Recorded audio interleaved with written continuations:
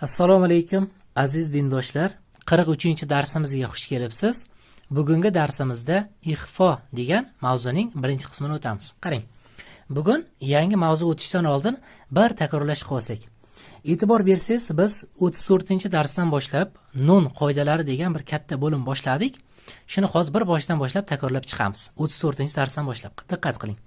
Biz 34, 35, 36 darslarimizda g'unnasiz idg'om degan mavzu o'tdik, to'g'rimi? G'unnasiz idg'om nima edi? Sukunlik nun harfidan so'ng ro va lam harflari kelib qolsa, sukunlik nun harfini ro va lam harflariga o'zgartirib g'unnasiz o'qiymiz degandik, to'g'rimi? Ya'niki sukunlik nun harfidan so'ng ro va lam kelsa, shu ikkalasiga o'zgarar ekan. Ikkita harf, bu 2 degani, ikkita harf degani. Plus qo'shib ketaveramiz, qarang. Keyin 37, 38 darslarimizda g'unnali idg'om degan mavzu o'tdik. O'zi g'unnali idg'om nima edi? Sukunlik nun harfidan so'ng mim, ya, vav, nun harflari kelib qolsa, sukunlik nun harfini shu harflarga o'zgartirib g'unna bilan o'qirdik, to'g'rimi? Biz bularni 37, 38 darslarimizda o'tdik. Bular soni nechta ekan? 4 ta. Bitta qarang, ikkita harf bo'lgani uchun 2 qo'shib ketyapman, plus bitta 4 ta harf. Endi keyin biz 39-40 darslarimizda iqlob degan mavzu o'tdik. Iqlob qanaqa edi? Sukunlik nun harfidan so'ng ba harfi kelib qolsa, sukunlik nun harfini mimga o'zgartirib g'unna bilan o'qiymiz degan qoidalarni o'tdik. Hamda 41-42 darslarimizda esa izhor degan mavzu o'tdik. Izhor nima edi? Sukunlik nun harfidan so'ng 3 ta h, ayn, g'oyn, hamza kelsa, nun harfini bildirib o'qiymiz, to'g'rimi? Ya'niki shu nun harfi bildirib o'qilardi. Biz 34-darsimizdan boshlab 42-darsimizgacha faqat va faqat nima o'tyapmiz hozir? Sukunlik nun harfidan so'ng masalan ro kelsa, lam kelsa, mim, ya, vav, nun, ba, 3 ta h, ayn, g'oyn, hamza kelsa, qanaqadir qoidalarga mana tushishini ko'rib o'tdik, to'g'rimi? Endi qarang, shular jami nechta harf o'tibmiz, qarang. Bu ikkalasi 2 ta, bu 4 ta. Bu bitta harf bo'lgancha bitta. Bu yoqda yana 6 ta harf. Jami 2, 4, 1, 6 ni qo'shsam, jami 13 ta harf bo'lar ekan. Demak, sukunlik nun harfidan so'ng biz 13 ta harfni ko'rib chiqibmiz, qarang. Ikkitasi g'unnasiz idg'om ekan, 4 tasi g'unnali idg'om ekan, bittasi iqlob ekan, yana 6 tasi nima ekan?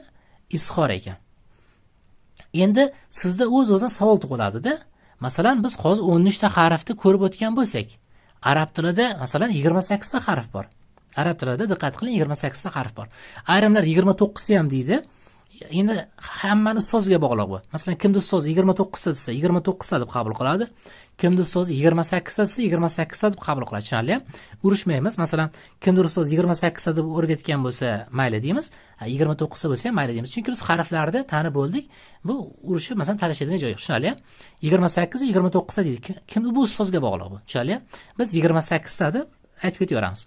Xo'p, demak, arab tilida 28 ta harf bor ekan. Shu 28 ta harfdan 13 tasi ketdi. Mana qarang, 2 ta, 4 ta, bitta 6 ta, jam 13 ta harf ketdi. Endi qarang. Demak, hozir 28 ta jam arab tilida harf bor dedim. Mana qarang. 28 ta harf bo'lsa, 13 tasi ketibdi, to'g'rimi? 13 ta harf ketsa, nechta harf qoldi? 15 ta harf qoldi. Endi sizda o'z-o'zidan savol tug'iladi-da. Mayli, bu 13 tasi ketibdi ekan, bizda hozir yana nechta harf qoldi? 15 ta harf qoldi. Sukunlik nun harfidan so'ng mana shu 15 ta harf kelib qolsa, nima qilamiz degan savol tug'ilishi mumkin, to'g'rimi? Aynan bugungi darsimiz shu savolga javob beradi. Ya'niki bugungi darsimizni boshladik. Hozir bir qaytarish qilib oldik. Bugungi darsimizda ixfo degan mavzu o'tamiz. Ya'ni birinchi qismi. Ixfo nima degani? Sukunlik nun harfidan so'ng mana shu 13 ta harfdan tashqari 15 ta harf kelib qolsa, ya'ni bular ketdi-ku. Bulardan tashqari 15 ta harf qoldi, to'g'rimi? Sukunlik nun harfidan so'ng mana shu 15 ta harf kelib qolsa, bitta qoidaga tushadi-da. O'sha qoidaning ismi ixfo ekan, tushunarli? Endi men sizga hozir batafsil tushuntirib beraman, qarang. Bizda 15 ta harf qoldi, tushunarli? Bulardan tashqari 15 ta harf qoldi. Qarang, qoida. Mana ushbu qoidaga e'tibor bering. Qoida aytayapti, qarang. Sukunlik nun harfidan keyin 15 ta harf kelsa, 15 ta harf nima degani? Mana shu bitta 13 ta harf, to'g'rimi? Arab tilida 28 ta harf dedim. Shu 13 dan ayirib tashlasak 15 ta qolyapti. Endi bu 15 ta harfga qaysilar kiradi? Masalan, to harfi bo'lishi mumkin, shin, sin, chuchuk s bor, to'g'rimi? Mana shu hammasi 15 ta harf. Shu 15 ta harf haqida gap ketyapti. Bulardan tashqari arab tilidagi 15 ta harf haqida gap ketyapti. Endi qarang, sukunlik nun harfidan so'ng 15 ta harf kelsa, demak shu 15 ta harf tepadagilardan tashqari 15 ta harf kelsa, sukunlik nundan keyin ekan bu ham qarang. Sukunlik nun harfidan so'ng 15 ta harf kelsa, nunni o'sha harfning chiqadigan joyiga yashirib, ozgina dimoq bilan o'qiymiz. Bitta dimoq degani o'sha g'unnamiz bor edi-ku o'zimiz, eski g'unna, o'sha g'unna. Qarang, yana bir bor qo'yib aytaman. Sukunlik nun harfidan so'ng 15 ta harf kelsa, nunni o'sha harfning chiqadigan joyiga yashirib, ozgina g'unna bilan o'qiymiz. Bu nima degani? Hozir men sizga tushuntirib beraman, qarang. Masalan, quyidagi misolga e'tibor bering, qarang mana. Bu yerda to'g'ridan to'g'ri o'qisak nima deb o'qiymiz? Min sharri deb o'qiymiz. To'g'rimi? Min sharri. Lekin buni qarang. Sukunlik nun harfidan so'ng, mana nun harfi bitta sukun yo'q, lekin ataylab Qur'oni Karimda sukun qo'ymaydi, ishora bo'lishi uchun. Tushunyapsizmi? Ishora bo'lishi uchun sukun qo'ymaydi, lekin qoidada sukunlik nun deb aytamiz. Qarang mana. Sukunlik nun harfidan so'ng nima harf kelyapti? Sh harfi. Sh harfi, bunday qaraysiz. Bu 13 ta harfning ichida yo'q, to'g'rimi? Bu yoqda yo'q. Ha, demak, bu yoqda yo'qmi? Demak, 15 ta harfning ichiga kirar ekan bu mana. Sukunlik nun harfidan so'ng sh harfi kelyapti. Endi buni qanday o'qiymiz? Qarang. Buni to'g'ridan to'g'ri o'qisak, min sharri deb o'qiladi. Yo'q. Agar buni biz min sharri deb o'qisak, bu qoidaga tushib qoladi mana. Esizdami? Nun harfi qachon bildirib o'qilardi? 3 ta q, ayn, g'oyn, hamza kelsa. Bitta 3 ta x ham, ayn, g'oyn, hamza ham yo'q, to'g'rimi? Demak, buni min n deb o'qishga men haqqim yo'q. Min n ni bildirib o'qishga haqqim yo'q. Agar men n harfini g'unna qilmoqchi bo'lsam, bular ham yo'q. Demak, bunga haqqim yo'q. Bu yerda endi qanday o'qiladi degan savolga kelsak, qarang. Bu yerda o'zi n harfini aytib ko'ramiz, qarang. N. Aytib ko'ring o'zingiz mana. N. N harfini aytayotganda tilimiz tishimizga tegadi, mana qarang. N. Tepa tishimizga tegyapti, to'g'rimi? Mana bu tish bo'ladigan bo'lsa, endi rasm unchalik o'xshamadi, lekin shu yerga sig'dirishga harakat qildimda. Qarang, mana bu tish bo'ladigan bo'lsa, mana tish. Bu tish mana bu. Bu tish deylik. Bu tilimiz mana. N deganingizda mana tilimiz tishimizga tegadi. Aytib ko'ring mana. N. Ko'rdingizmi mana n? Tilimiz tishimizga tegyapti. Lekin buni o'qiyotganda shu tilimiz tishimizga tegmashi kerak. Ya'niki quyidagidek o'qiladi, qarang mana. Ming. Ya'niki g'unna bor bu yerda. Qarang, masalan, min desak, tilimiz tishimizga tegadi, to'g'ri? Mana qarang. Min. Mana bu qaysi qoida edi? U tilimiz tishimizga tegsa, bu edi mana, g'unna bo'lar. Qarang, bu yerda tilimizni tishimizga tegizmang. Qarang, birinchi men tegizsam, n. Til tishga tegyapti, to'g'rimi? Tegyapti. Lekin bu qoidada til, mana bu tilimiz tishimizga tegmasligi kerak. Tushunarlimi? Mana qoidada ham aytayapti, qarang. Sukunlik nun harfidan so'ng 15 ta harf kelsa, nunni o'sha harfning chiqadigan joyiga yashirib, ozgina dimoq bilan o'qiymiz deganda, birinchi qoidasi demak, tilimiz tishimizga tegmaydi. Unda tegmasa qanday bo'ladi siz? Mana qarang, g'unna qilasiz mana. Ming mana. Til o'rtada turadi, mana shunday mana. Ozgina og'zimiz ochiladi mana. Ming mana shunday g'unna qilinadi. Asosiy birinchi qoida til tishga nima qilmar ekan? Tegmar ekan. Birinchi qoida shu. Buni o'qishdan birinchi qoidamiz tilimiz tishga tegizmaymiz. Lekin g'unna qilamiz mana. Ming, agar siz tishga tegisiz deb bo'ladi, qarang. Min yo'q. Til tishga tegmashi kerak. Ming mana shu to'g'ri chiqishi kerak. Endi bundan keyin shmi o'sha ming deb shni chiqadigan joyi bor-ku mana. Ming deysiz, keyin sharri. Ya'niki ming sharri. Ko'rdingizmi? Mana osongina bu qiyinlashtirib yubormaymiz. Ya'niki mana qoidada aytilayotgan narsa mana. Nun harfidan so'ng 15 ta harf kelsa, nunni o'sha harfning chiqadigan joyiga yashirib, o'sha harfni chiqadigan joy degani masalan nundan keyin sh kelyaptimi? Ya'niki shu shni aytmoqchi bo'lsangiz qanday qilasiz mana? Birinchi ming deb olasiz, qarang. Ming sh deganda shu mana ming sharri. Tushunarli? Mana shu narsa shu qoida shu, umumiy xulosa qilsak. Ya'niki tilimiz tishga tegmar ekan. N deganda tilimiz tegadi, lekin buni o'qiyotgan tegmashi kerak mana. Ming g'unna qiling, tilingiz tegmasin chizgan. Shu o'rtada tursin mana. Ming mana shunday qilasiz mana. Ming sharri. Ko'rdingizmi mana? Buni o'qib ko'rsak ham mana qarang. Min kulli min deganimizda shu k tilimiz aytamizki k deb. Shu k ni joyiga boradi-da xullas. Min kulli. Chali asosiysi bu yerda o'sha nunni o'sha harfning chiqadigan joyiga yashirib deganda nani aytmaysizda. Ne desam tilim tishimga tegadi. Lekin hozir bu qoidada til tishga tegmasligi kerak. Asosiy shuni bilib olsangiz bo'ldi mana. Min sharri min kulli. Ko'rdingizmi? Mana bu til bu tishga til tegmashi kerak. Agar tilingizni tishingizga tegizib qo'ysangiz min sharri bo'lib qoladi. Yo'q. Unda siz nani aytib qo'ygan bo'lasiz. Unda qoida qolmay qoladi. Min sharri desiz xato bo'ladi mana. Min sharri min kulli. Chali mana shunaqa ozgina g'unnasi ham bor. Mana unda min deganimizda ni chala aytilayotganga o'xshaydi. Min chunki tilimiz tishga tegmayapti. Agar tilimiz tishga tegsa, uni aytib qo'ygan bo'lamiz. Bu qoidaga tushmay qoladi. Umumiy xulosa qilsak, buni aytish uchun mana min sharri shu holatda o'qiysiz. Bu dimoq degani g'unna bitta narsa. Tushunarli?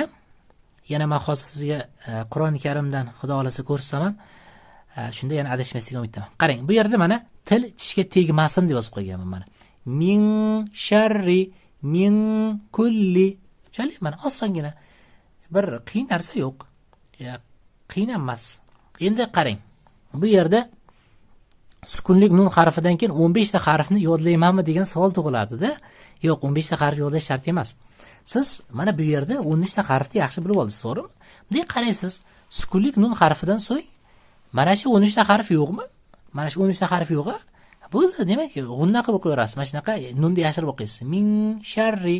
Chunki sh bu 13 ta harfning ichida yo'q. Tushunarli? Ya'ni ki mana 15 ta yo'lda o'tish shart emas-da. Mana shulardan tashqari harflar kelib qolsa, g'unna qilib qo'yarasiz, yashirib demoqchiman. Ya'niki bu qoidaning ismi, mana shu qoidaning ismini nima dedim? Ixfo degan qoida, birinchi qismi. Ixfo deyiladi. Mana shu qoidamiz, ya'niki shu nunni shni chiqadigan maxrajiga yashirib o'qish yoki nunni k harfini, kaf harfini chiqadigan joyga yashirib o'qishga ixfo deyiladi. Ya'niki mana min sharri min kulli qiyin emas. Asosiysi mana shu tilingizni chizgi tegizib qo'ymasangiz bo'ldi. Ya'niki min til tegmasin, yo'q, til tegmashi kerak. Min desangiz til tegib qoladi, bo'lmaydi. Mana min sharri g'unna. Mana shu g'unna ham ozgina tilga va tishga tegmasa bo'ldi, o'xshaydi Xudo xolasa. Aniq o'xshaydi Xudo xolasa. Endi keling, men sizga hozir Qur'oni Karimdan misollar ko'rsataman. Shunda yana ham menimcha mustahkamroq bo'ladi. Diqqat qiling, biz hozir Qur'oni Karimdan misollar ko'ryapmiz. Siz auzu bismillah bilan o'qishingiz kerak bo'ladi. Mana bugun o'tgan mavzumizga misol qarang. Mana biz hozir Falaq surasidan misol ko'ryapmiz. Bunda juda ham ko'p kelgan shu qoidamiz. Mana qarang. Mana bu yerda sukunlik nun harfidan so'ng sh harfi kelyapti. Sh harfi endi qarang, qoidani eslaymiz.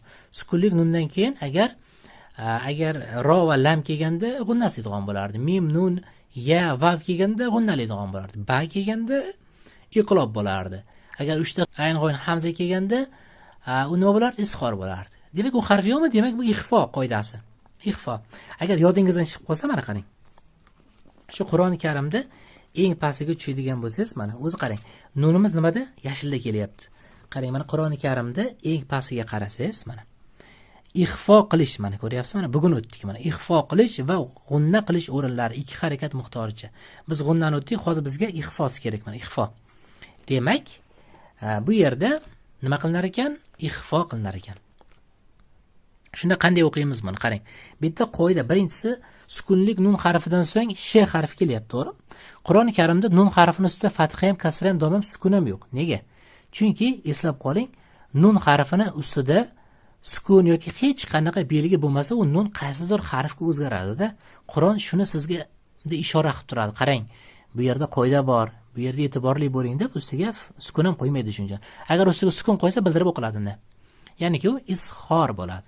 Bugun biz o'tayotganimiz ixfo, shuning uchun ustiga sukun qo'ymagan.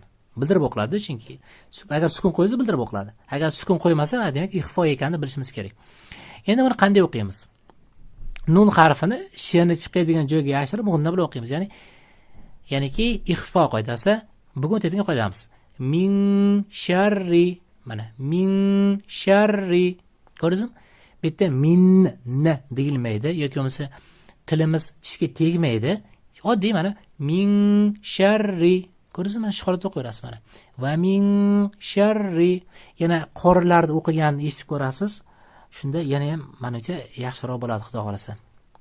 Mana aytdim, mana va min sharri. Ko'ryapsizmi?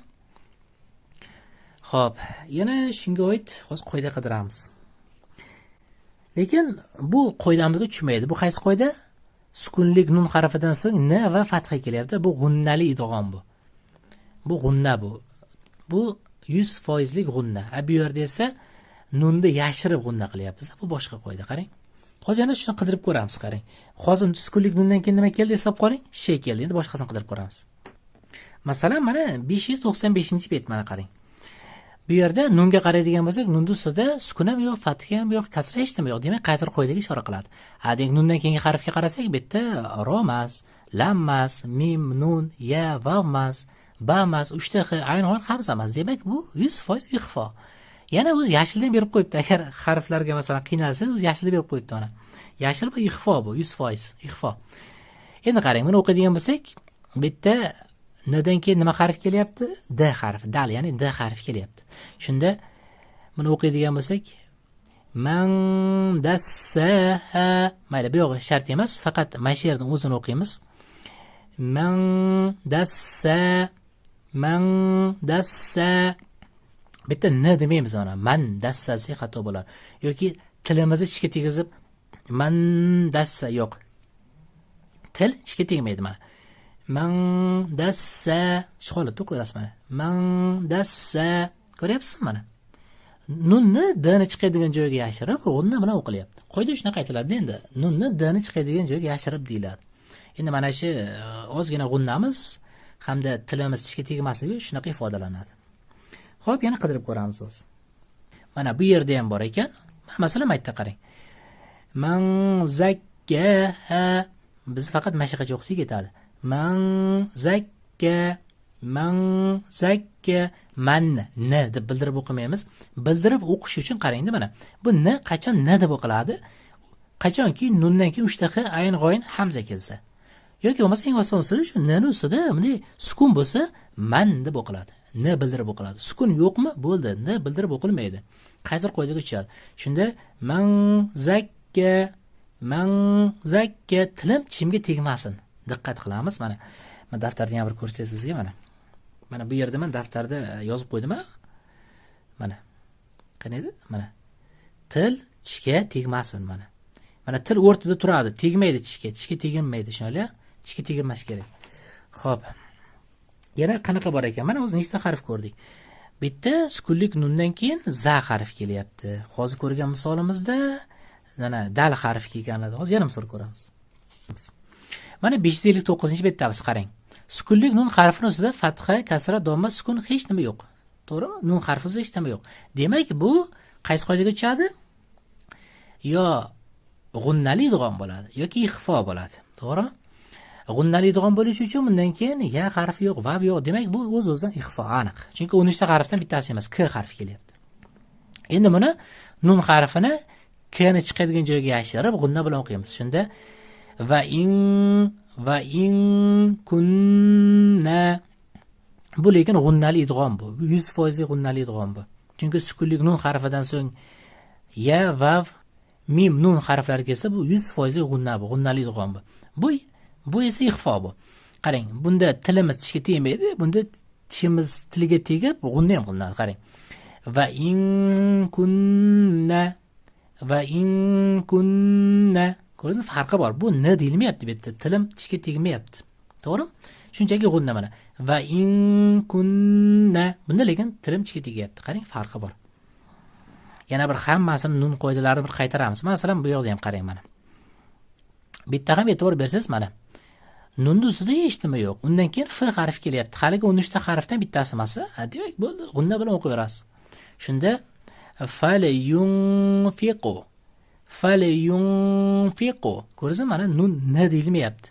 tilim tishga tegmayapti mana. Falyunfiqu. Fiqu. Ha, bu uga mol tebratiladi, buni bilasiz. Mana shu holatda sekin-sekin o'qiyverasiz. Mana bu yerda ham bor ekan, qarang. Masalan, va man qudi. Mana shu holatda sekin-sekin o'qiyverasiz, xudo xolasa. Bugungi darsimiz shu yerda o'z nihoyasiga yetadi. Xo'p, sizga uy vazifaga birinchi daftarga ko'chirib olasiz. Keyin Qur'oni Karimdan shu mavzumizga oid bir 5 ta misol topib kelishingiz kerak bo'ladi. Keyingi darsimizda ikkinchi qismini o'tamiz, xudo xolasa.